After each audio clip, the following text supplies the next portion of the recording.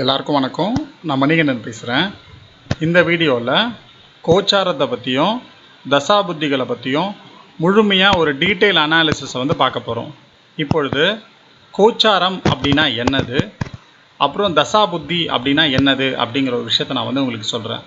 கோச்சாரம் அப்படின்னு சொன்னால் இன்றைக்கி எந்தெந்த கிரகங்கள் எந்தெந்த கட்டத்தில் இருக்குது அப்படின்னு சொல்கிறது தான் கோச்சாரம். தசாபுத்தி அப்படிங்கிறது என்ன அப்படின்னா, நீங்கள் பிறக்கும் பொழுது உங்களுடைய சந்திரன் எந்த நட்சத்திரத்தில் நின்றாரோ அதுதான் உங்களுடைய ஜென்ம நட்சத்திரம். அந்த நட்சத்திரத்தில் இருக்கக்கூடிய அதிபதியோட தசை தான் உங்களுடைய முதல் தசை. அந்த தசையை பொறுத்து தான் உங்களுடைய தசாபுத்திகள் இருக்கும். இந்த விஷயத்தை நான் உங்களுக்கு முன்னரே நான் கொடுத்துருக்கேன். அந்த வீடியோஸ் பார்க்கல அப்படின்னா பின்னாடி இருக்கக்கூடிய வீடியோஸை போய் பார்த்துட்டு அதுக்கப்புறம் இந்த வீடியோ கண்டினியூ பண்ணுங்கள். ஸோ உங்களுக்கு இன்னும் கிளியராக உங்களுக்கு புரியும். என்ன இப்போ எல்லோரும் பெயர்ச்சியை பற்றி சொல்லிகிட்டு இருக்காங்க. நீங்கள் பெயர்ச்சியை பற்றி சொல்லாமல் நீங்கள் கோச்சாரத்தை பற்றி சொல்கிறீங்களே அப்படின்னு நீங்கள் கேட்டிங்கன்னா, என்னோடய பழைய வீடியோஸ் பார்த்தீங்கன்னா நான் சனி பெயர்ச்சியை பற்றியும் குரு பெயர்ச்சியை பற்றியும் விளக்கமாக கொடுத்துருப்பேன். அதில் நான் எல்லா வீடியோஸ்லேயும் நான் சொல்லியிருக்கக்கூடிய விஷயங்கள் என்னென்னா, உங்களுடைய தசாபுத்திகள் நல்லா இருந்தால் இந்த சனி பெயர்ச்சியோ இந்த ராகு கேது பெயர்ச்சியோ அல்லது குரு பெயர்ச்சியோ உங்களை பெரிய லெவலில் பாதிக்காது அப்படிங்கிற ஒரு விஷயத்தை தான் நான் கொடுத்துருப்பேன். அதாவது ஜோதிடம் தெரிஞ்சவங்களோ தெரியாதவங்களோ யாராக இருந்தாலுமே கேட்கக்கூடிய ஒரே ஒரு கேள்வி என்னென்னா, சார் எனக்கு எந்த கிரகம் எப்படி இருக்குது, எந்த கிரகம் எங்கே பார்க்குது அப்படிங்கிற விஷயம்லாம் எனக்கு முக்கியமே இல்லை சார். நான் மேஷ ராசி, எனக்கு இந்த சனி பயிற்சி எப்படி இருக்கும். நான் ரிஷப ராசி, எனக்கு இந்த குரு பயிற்சி எப்படி இருக்கும். சார் நான் சிம்ம ராசி சார், எனக்கு ராகு கேது பயிற்சி எப்படி இருக்கும். அவ்வளோதான். புரியுதுங்களா? எல்லாரும் கேட்குறது அதுதான். எனக்கு எந்த கிரகம் எங்கே இருக்குங்களா எனக்கு வேணாம், எனக்கு எப்படி இருக்கும் அப்படிங்கிறத மட்டும் எனக்கு சொல்லுங்கள் அப்படின்னு தான் நீங்கள் சொல்கிறீங்க. ஒரு விஷயம் நான் உங்களுக்கு ரொம்ப தெளிவாக சொல்லிக்கிறேன். யாருக்குமே பார்த்திங்கன்னா பொதுப்படையாக எந்த ஒரு விஷயத்தையும் சொல்லவே முடியாது. சரிங்களா?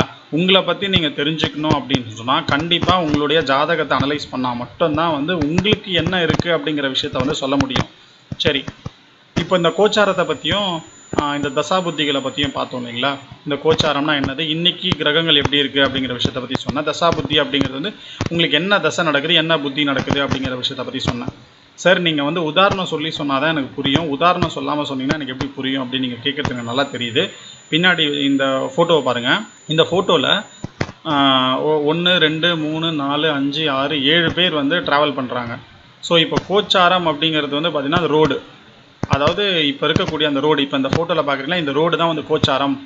இந்த ரோடு எப்படி இருக்குது அப்படிங்கிற விஷயம் உங்களுக்கு தெரியுது இல்லையா? இப்போது ஒவ்வொருத்தருக்கும் ஒவ்வொரு தசாபுத்தி நடக்கும். இந்த 7 பேருக்கும் பார்த்திங்கன்னா ஒவ்வொரு தசாபுத்தி நடக்குதுன்னு வச்சுக்கோங்களேன்.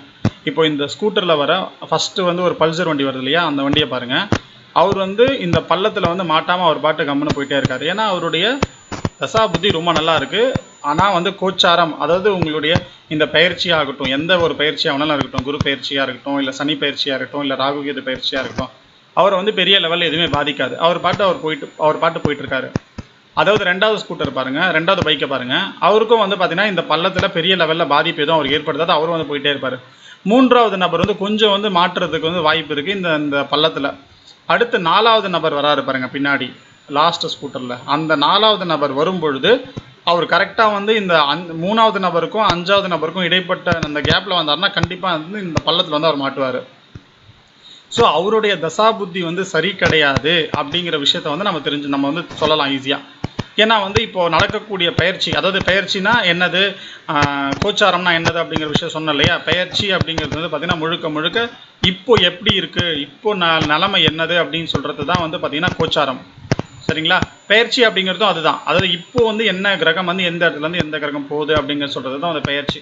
ஸோ இப்போ இந்த 3வது வண்டியில் வரவரும் 5வது வண்டியில் வரவருக்கும் நடுவில் வர 4வது வண்டி நபர் இந்த பள்ளத்தில் மாட்டுவார். இதே இந்த 6வது நபரை பாருங்கள், ஈஸியாக அந்த கேப் இருக்குது, அந்த கேப்பில் போயிட்டார். 5வது நபர் அந்த பள்ளத்தில் மாட்டுறதுக்கு சான்சஸ் இருக்குது. ஸோ இப்போ என்ன நீங்கள் தெரிஞ்சுக்கிட்டீங்க அப்படின்னா, உங்களுடைய தசாபுத்தி அப்படிங்கிறது இவ்வளோ தாங்க. உங்களுடைய தசாபுத்தி நல்லா இருந்தால் உங்களுக்கு கோச்சாரம் எப்படி இருந்தாலும், அதாவது ரோடு எப்படி இருந்தாலும் நீங்கள் பெரிய லெவலில் பாதிக்க மாட்டீங்க. இதே பின்னாடி ஒருத்தர் பாருங்கள், ஆட்டோவில் வராரு, 7 ஆரோ மார்க் போட்டு 7 போட்டு பார்த்தீங்கன்னா அந்த நபருக்கு எப்படி பள்ளம் இருந்தாலும் பிரச்சனையே கிடையாது. அவர் பாட்டுன்னு சேஃபாக போயிட்டே இருப்பார். ஸோ அவருக்கு பார்த்தீங்கன்னா இப்போ நடக்கக்கூடிய டிரான்சிட்டில் நடக்கக்கூடிய எந்த ஒரு விஷயமும் அவரை பாதிக்கவே பாதிக்காது. ஸோ ரோடு எப்படி இருந்தாலும் அவருக்கு பிரச்சனை கிடையாது. இவ்வளோதாங்க. இதே ஒரு நபர், இன்னொரு உதாரணம் சொல்கிறேன். இதே ஒரு நபர் இதே ரோட்டில் ஒரு மெர்சிடிஸ் பென்ஸில் வராருன்னு வச்சுக்கலேன், அவர் வந்து இதனால் பாதிப்பு இருக்குமான்னு கேட்டால் அவருக்கு வந்து சுத்தமாக இருக்காது, துளி கூட இருக்காது. அப்போது நமக்கு என்ன தசா புத்தி நடக்குது அப்படின்னு சொல்லிட்டு நம்ம தெரிஞ்சுக்கிறது ரொம்ப ரொம்ப முக்கியம். அப்படி நம்ம தெரிஞ்சுக்கிட்டோன்னா அந்த தசா புத்தி நல்லா இருந்துச்சுன்னா கோச்சாரம் அப்படிங்கிற விஷயம் எப்படி இருந்தாலும் நமக்கு பிரச்சனையே கிடையாது, நம்மளை பாதிக்கவே பாதிக்காது. அப்போது கோச்சாரம் அப்படிங்கிற விஷயம் பாதிக்காது அப்படிங்கிற பொழுது நமக்கு ஏற்படக்கூடிய, அதாவது இந்த பெயர்ச்சிகள், ராகு கேது பெயர்ச்சிகளோ அல்லது குரு பெயர்ச்சியோ அல்லது வந்து சனி பெயர்ச்சியோ நம்மளை வந்து பெரிய லெவலில் பாதிக்கவே பாதிக்காது. ஆனால் நம்மளுடைய தசாபுத்தி சரியில்லை அப்படிங்கிற பட்சத்தில், இப்போ வந்து ஒருத்தர் நடந்து வராருன்னு நினச்சிக்கோங்களேன், அப்போ நடந்து வரும் பொழுது பள்ளம் இருந்துச்சு அப்படின்னு சொன்னால் அவர் வந்து கொஞ்சம் பாதிக்கப்படுவார், அவர் வந்து கொஞ்சம் சிரமத்துக்கு வந்து உள்ளாவார். ஸோ நம்மளோட தசாபுத்தி சரியில்லைனா மட்டும்தான் நம்மளுடைய பெயர்ச்சிகளால் நமக்கு பாதிப்பு வருமே தவிர, நம்மளுடைய தசாபுத்திகள் நல்லா இருந்தால் இந்த பெயர்ச்சிகளால் நமக்கு வந்து பெரிய லெவலில் பாதிப்பு வரவே வராது. நல்லா புரிஞ்சிச்சுன்னு நினைக்கிறேன். தசாபுத்தியையும் பெயர்ச்சியையும் கோச்சாரத்தையும் வந்து இதை விட கிளியராக வந்து யாராலையும் எக்ஸ்பிளைன் பண்ண முடியாது அப்படின்னு நான் நம்புகிறேன். இந்த வீடியோவை நீங்கள் மட்டும் பார்த்ததல்லாமல் உங்கள் மற்ற நண்பர்கள் எல்லாருக்கும் வந்து ஷேர் பண்ணுங்கள். அப்போ தான் வந்து அந்த பயிற்சியில் நடக்கக்கூடிய விஷயங்கள் வந்து அவங்க வந்து அதை பார்ப்பாங்க. ஸோ தட் அவங்களுக்கும் தெரியும், ஓகே நமக்கு வந்து இதனால் பெரிய பாதிப்பு எதுவும் கிடையாது அப்படிங்கிற விஷயம் வந்து அவங்களுக்கு தெரியும். சரிங்களா? இந்த வீடியோ உங்களுக்கு பிடிச்சிருந்தா லைக் பண்ணுங்கள், உங்கள் ஃப்ரெண்ட்ஸ் எல்லாத்துக்குமே மறக்காமல் ஷேர் பண்ணுங்கள். இந்த சேனலை சப்ஸ்கிரைப் பண்ணலன்னா மறக்காமல் சப்ஸ்கிரைப் பண்ணுங்கள். இதே போன்ற பல சுவாரஸ்யமான தொகுப்புகளை வந்து நான் கண்டிப்பாக உங்களுக்கு கொடுக்குறேன். நன்றி, வணக்கம்.